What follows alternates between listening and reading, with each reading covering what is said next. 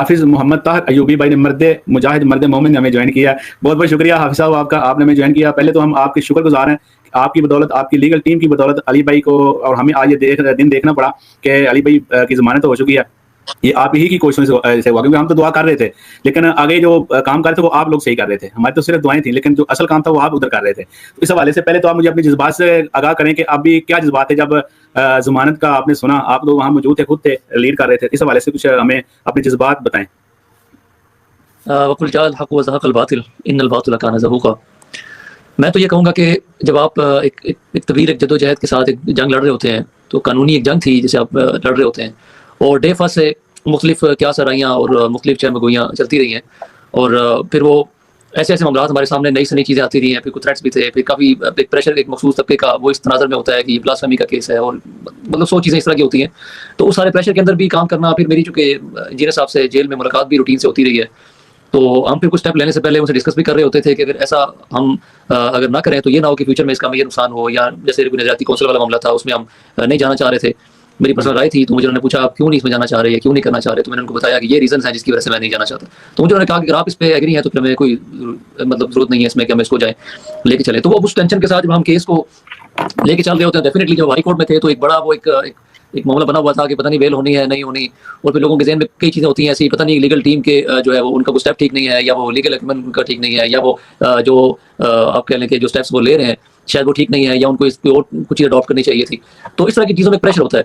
तो डेफिनेटली जब हम आज हाई कोर्ट में थे तो मैं लिटरली आपको बताऊं कि मैं कल रात से बड़ा मुतमईन था, और मुझे जितनी भी कल कॉल्स आई हैं और जितने मैसेज हैं, मैं सबको ये कह रहा था कि मैं उम्मीद हूँ और कल इंशाल्लाह बेल हो जाएगी। तो मुझे बार बार कहते थे कि 295C है, और आप कैसे बार बार ये बात कर रहे हैं कि आपको उम्मीद है और आप कह रहे हैं कल बेल हो जाएगी। मैंने कहा मेरा ज़मीर ही कहता है कि कल बेल हो जाएगी, और चूंकि पहले ही जो सेशन में जब रिमांड हुआ था मैंने इसको अपोज नहीं किया ज़्यादा, तो ये एक रीज़न थी कि जिसकी वजह से मुझे आइडिया था कि अगर ये बेल पे दोबारा केस वापस जाता है रिमांड पे, डेफिनेटली ये चांस तो नहीं होंगे इस तरह के कि दोबारा बेल हो, लेकिन एटलीस्ट एक कवर अप हो जाएगा, काफ़ी चीज़ें जो है वो उसमें शामिल हो जाएंगी ऑर्डर के अंदर, और फिर हाई कोर्ट को बेल ग्रांट करने में आसानी होगी। तो वो तमाम चीज़ें सेशन के ऑर्डर में आ गई थी, तो ये बड़ा एक ग्राउंड था हमारे पास जिसकी वजह से हम बड़े मुतमईन थे। और जैसे ही फिर वो बेल का जो हमने सुना और जैसे हमने जब उसको ऑर्डर अनाउंस किया, नो डाउट हमारी सारी टीम वहाँ पर थी। हमारा लास्ट केस था तो वो कोर्ट के अंदर ही बड़ा बगल गिर एक दूसरे के हो गए, और सारे मुबारकबाद का एक मामला शुरू हो गया, और बड़ी खुशी की सब में एक वो लहर दौड़ गई कि ये बड़ी अचीवमेंट है इस हवाले से कि 295C पे बेल मिलना, और इतने प्रेशर के अंदर फिर जजेस का और ये सारा मामला। नो डाउट इसमें अगर आप कहें कि हमारे जज्बात क्या है, तो वो तो कोई शक इस बात में नहीं है कि खुशी की इंतहा थी सबकी। और मुझे इमीडिएटली कहा कि हम जैसे लोगों में होता है कोई वीडियो बनाएं, वो चीज़ मैंने कहा इसे अवॉइड करें, खुशी जरूर करें, लेकिन जो है वैसी चीज़ ना करें जैसे मुखालिफ साइड से आपको सुनने को चीज़ें मिलती रही हैं। ये बताएं कि सबसे पहले तो आपको बहुत बहुत मुबारक हो, और ये बताएं कि अली भाई की रिहाई कब तक मुतवक्का है, कब तक वो इंशाल्लाह वापस अपने घर को पहुंच जाएंगे, इस बारे में अपडेट सैटरडे को इंशाल्लाह। अच्छा साहब मुझे ये बताएं कि अली भाई को जब पता चला कि ये जो बेल है ये हो गई है, मंजूर हो गया, तो उनके क्या जज्बात थे, उन्होंने क्या कहा, कोई आपकी बात हुई थी? मुझे उनकी कॉल आई, अब हम हाई कोर्ट में थे जब मुझे उनकी कॉल आ गई थी। मुझे उन्होंने कल पूछा था कि मैं कब कॉल करके पूछ लूँ, तो मैंने उनको कहा था आपने 11:30 के बाद कॉल करनी है, चूंकि डीबी है फर्स्ट, तो डबल बेंच के बाद जो है वो केस की समाप्त होनी है, तो मोस्टली तकरीबन 11:30 तक हमारा केस जो है कॉल होगा, लेकिन वो चले थोड़ा सा ऊपर टाइम चला गया उसमें। तो मुझे उनकी तकरीबन 12:30 के राउंड मुझे कॉल आई, और हम अभी निकले ही थे अभी, तो मैंने उनको इतना कहा कि अल्हम्दुलिल्लाह मुबारक हो, हमारी बेल जो है वो हो गई है। तो बस फिर कॉल कट गई, इतनी 2-3 सेकंड की बात हुई थी, मुझे दोबारा कॉल आई, तो मैंने कहा कि जी अल्लाह ने बड़ी कामयाबी दी है, तो इंशाल्लाह आप ज़्यादा देर जेल में नहीं होंगे, तो हमारी मुलाकातें जो है दोबारा जेल में नहीं होंगी, बाहर होंगी। तो कॉल की डिस्कनेक्ट हो जाती, तो बल वो खुश थे, उन्होंने अल्लाह का शुक्र अदा किया और कहते हैं बड़ी कामयाबी है आपके लिए भी और हमारे लिए भी। बिल्कुल। अच्छा साहब मैंने एक वीडियो में आज देखी थी, उसमें वो बता रहे थे कि जैसा आपने जो वकील थे दूसरी तरफ उनको झाड़ दिया, उनको असरअंदाज होने की उन्होंने कोशिश की, उनको बताया कि इस अकेडमी को भी आप बंद कर दें, कम से कम चलो इनको आप जमानत दे रहे हैं तो कम से कम इनकी अकेडमी बंद कर दें ताकि कोई ऐसा कोई दोबारा कोई चीज़ ना हो। इस हवाले से बताएं, मैंने सुना बड़े नाराज हुए थे उन पे जैसा। जी वो कहते हैं भागते चोर की लंगोटी सही। तो जब बिल्कुल एंड पे चला गया कि जब उनको आइडिया हुआ कि अब तो बेल होने जा रही है, तो उन्होंने कहा कि सर फिर ये कर दें बेल ऑर्डर पे कि आप कि वो जब बेल के साथ मेंशन करें कि अकेडमी जो है वो ओपन नहीं करेंगे, वो सिलसिला नहीं करेंगे। तो वैसे ये बात करना ही एक वकील के लिए मैं समझता हूँ उसकी क्रेडिबिलिटी के अगेंस्ट ये चीज़ है कि क्योंकि बेल ऑर्डर पे तो बेल डिसाइड होनी है कि बेल जो है वो उसका फैसला होना है कि बेल मिलनी चाहिए या नहीं मिलनी चाहिए। तो ये तो इस तरह की चीज़ें होनी ही नहीं होती कि कोर्ट में। ठीक है। अब जब उन्होंने ये बात कही कोर्ट में, उन्होंने कहा कि अगर अकेडमी का जो है मामला, जैसे हमने कहा कि बिल्कुल हम यहाँ बेल को देख रहे हैं, हम अकेडमी की या किसी भी चीज़ को नहीं देख रहे, आप बेल पे बात करें। ये चीज़ें बात की सारी बातें हैं, क्या होना है और क्या नहीं होना, ये तो इंतजामिया ने देखनी है, आपका काम या मेरा काम नहीं है इसमें।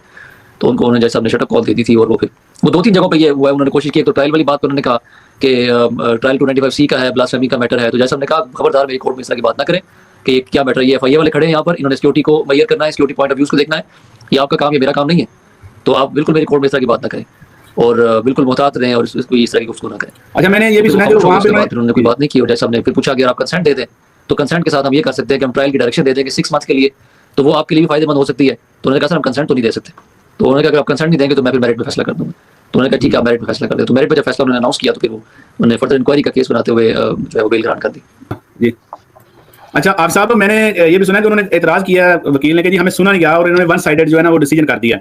तो इस हवाले से बात करना जो है ना वो गैर मुनासिब इसलिए भी है कि कोई बंदा ये कहेगा मैं सुना नहीं गया। तो अगर हम ये बात कहते हैं कि सेशन कोर्ट ने 2 दफा फैसला जो है वो हमारी दरखास्त जो है जमानत खारिज की है, तो क्या हम बाहर आके ये बात कह देते हैं कि सेशन कोर्ट ने हमें सुना नहीं है और वन साइडेड फैसला सुना दिया? तो ये तो गैर इखलाकी बात है और गैर मुनासिब रवैया होता है वकला की तरफ से अगर कोई बात करे। तो ये एक तरबियत की कमी है ये बात करना कि कोर्ट के खिलाफ, कि कोर्ट से फैसले ऐसे कर रही है। हमें देखें 2 दफा जमानत खारिज हुई, 1 दफा हाई कोर्ट ने केस रिमांड किया, हमने कभी कोर्ट पे क्रिटिसाइज नहीं किया।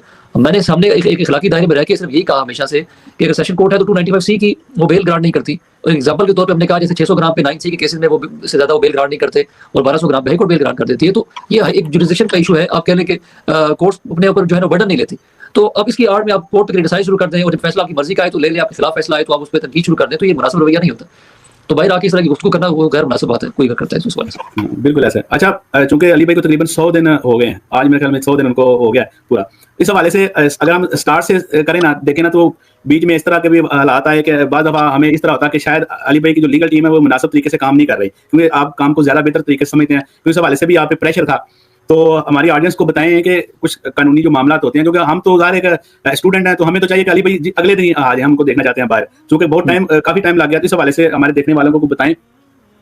हमने एक दिन भी इस केस में डिले नहीं किया। आप देखिए कि 24 अगस्त से आप ले लें इस सारे केस को, 25 अगस्त से, और उसके बाद से जब रावलपिंडी में पहले 16 दिन तो उनके वहाँ गुजरे कि जेल फिर फैजाबाद जेल वो ट्रांसफर, तो 11 सितंबर से वो रावलपिंडी में उनकी NCCI के हवाले हुए, वहाँ से उनकी एक रिमांड शुरू हुआ और वो रिमांड 19 सितंबर तक था, लेकिन वो एक दिन पहले सरेंडर कर दिया रिमांड 18 सितंबर को उन्होंने। तो 18 सितंबर से अब आपने देखना है इस केस को शुरू हुए और 18 सितंबर से आप देख लें कितना टाइम अभी तक हुआ है। और उस 18 सितंबर मुझे बताएं 295C के केस के अंदर पाकिस्तान में अभी तक 2 महीने के अंदर किसी की बेल नहीं हुई होगी, ठीक है। उस 2 महीने के अंदर अंदर हमने, अगर आप देखें तो ये हमारी यानी कि 4th बेल एप्लीकेशन थी, अगर आप इसको देखें, यानी कि विद इन 2 मंथ्स हमने कितना स्पीडी काम किया है। और उन 2 महीनों के अंदर आप ये देखिए, पहले सेशन में बेल मूव किया हमने और सेशन की बेल पे खारिज हुई, इमीडिएटली हमने हाई कोर्ट मूव किया, हाई कोर्ट ने केस को रिमांड किया और दोबारा सेशन कोर्ट ने फिर बेल खारिज किया, इमीडिएटली बेल का ऑर्डर के साथ फिर हम हाई कोर्ट में चले गए। तो ये 4 बेल बनती है अगर उस तरह से आप इसको देखें और जो डिसीजन आए हैं, तो मतलब 4 डिसीजन इसके अंदर आप देख सकते हैं। तो वो हमने 2 महीने के अंदर अंदर इन तमाम डिसीजन को हमने इसको फाइट किया है। और मेरा तो जिसे कहने काम भी इतना डिस्टर्ब हुआ कि मैं बहुत से केसेस मैंने फिर छोड़े और मैंने इस पर फोकस करके हमने कहा इसको हम मुकम्मल करते हैं। तो डेफिनेट लोगों का एक माइंडसेट होता है कि जल्दी बाहर आना चाहिए, जल्दी बाहर आना चाहिए, ओपन एंड शट केस है, लेकिन आपने ओपन एंड शट केस किसी जगह पे कहना है। मेरी इंजीनियर साहब से जो लास्ट मुलाकात जो थर्सडे को हुई थी, तो मुझे उन्होंने एक बात की, उन्होंने कहा यार ये ओपन एंड शट केस है। तो मैंने कहा कि आपके जो ओपोनेंट है वो भी ये कहते हैं कि ओपन एंड शट केस है, कि ये तो ओपन एंड शट केस है, बस ये एज सून एज पॉसिबल तो ज़ायद हो जानी चाहिए। तो मैंने कहा ये आप बात ना करें कि ओपन एंड शट केस है, कोर्ट्स में इसको जस्टिफाई करना मुश्किल है इन चीज़ों को। 295C का जो लफ्ज़ है ना, ये लग जाए तो ये बड़ा मुश्किल हो जाता है। तो हम जिस तरीके से कर रहे हैं, ऑलरेडी हमने अपनी जो स्पीड है ना वो 120 की बजाय 180 की हुई है, तो वो इससे ज़्यादा स्पीड पॉसिबल नहीं है। तो ऑलरेडी हम जिस तरीके से स्टाइल होकर इसको लेके चल रहे हैं इस मैटर को, तो इससे ज़्यादा ये पॉसिबिलिटी नहीं है और इंशाल्लाह हम उस पर हमें कामयाबी मिलेगी। तो वो मुझे थे बहुत ज़्यादा, क्योंकि चीज़ें मैं शेयर कर रहा था उनके साथ। और जिस दिन हमने ये जो बेल पिटीशन हाई कोर्ट की जब फाइल की थी, तो मैंने पूरी बेल उनके साथ जेल में डिस्कस की है लास्ट जो थर्सडे था। तो मैंने वो पूरी एक डॉक्यूमेंट जब डिस्कस किया, मुझे कहते हैं यार इतनी बेहतरीन ये ड्राफ्ट बना हुआ है बेल का, ये तो बिल्कुल क्लियर केस नजर आ रहा है। अगर हाई कोर्ट ने इस केस को पढ़ लिया, आपकी इस ड्राफ्टिंग को देख लिया, तो पॉसिबल ही नहीं है कि बेल रिजेक्ट हो, कुछ चांस ही नजर नहीं आता। तो मैंने वही बात थी कि जो आज नागद अली खान साहब के सामने थी, तो मैंने जब कोई सबमिट करना चाहा, मैं सबमिट बाय लॉट, तो मुझे उन्होंने हाथ से इशारा किया कि आप खामोश नहीं, मैंने आपकी फाइल पूरी पढ़ ली। तो मैं वहाँ से मुतमईन हो गया कि मेरी फाइल उन्होंने पढ़ ली है, वो सारी पिटीशन देख लिया और तमाम चीज़ों को देख लिया, डेफिनेटली फिर वो कुछ चीज़ रह नहीं जाती उसके, हमने कोई चीज़ छोड़ी नहीं थी उसके। तो ये तो जो मामला है ना कि टाइम टेकिंग जो चीज़ है, ये सारा प्रोसेस है कि जिसको हमने जैसे कहते हैं गेन करना था और चीज़ों को लेना था, और थोड़ा इस हवाले से टाइम टेकिंग थोड़ा सा आप कह लें। लेकिन ये मैं नहीं समझता कि 2 महीने में इतनी रेमेडी जो हमने ली है ये पॉसिबल हो सकती थी अदरवाइज। अच्छा ताहिर भाई, अभी हम दोबारा हमें हाई कोर्ट ने जब सेशन की कोर्ट की तरफ भेजा, उसमें हमने देखा कि सेशन कोर्ट अमूमन यही देखने में मिलता है कि वो बेल नहीं देती तौहीन मदद के केसेस में। तो हमें यकीन था कि अब तो चूंकि काफी हद तक जो और भी आपने कोई सबूत लगाए साथ, तो हमें बेल मिल जाएगी, लेकिन उसके बावजूद भी अदालत ने सेशन कोर्ट ने हमें बेल नहीं दी। इसकी क्या वजह होती है, कुछ देखने वालों को भी बताएं। इसमें आपको थोड़ा टेक्निकली थोड़ा मैं समझा दूं। जब सेशन में दोबारा जब बेल आई थी, जब उसमें वही तमाम चीज़ें थी जो ऑलरेडी जो हाई कोर्ट में हमने लगाई हुई थी, दोबारा पूरी बेल जो है डिमांड हुई थी कि सेशन को कहा गया दोबारा इस केस की समाअत करें। आपको मैं बड़ी इंटरेस्टिंग चीज़ बताऊं कि सेशन जज साहब ने बड़ी फेवर दी है इस केस के अंदर। तो we remain silent in this point of view के कि मुझे जब वो कह रहे थे कि बेल खारिज होगी और बड़ा इन्होंने ज्यादती की है सर जज साहब ने, तो मैंने कहा इन्होंने कोई ज्यादती नहीं की सर जज।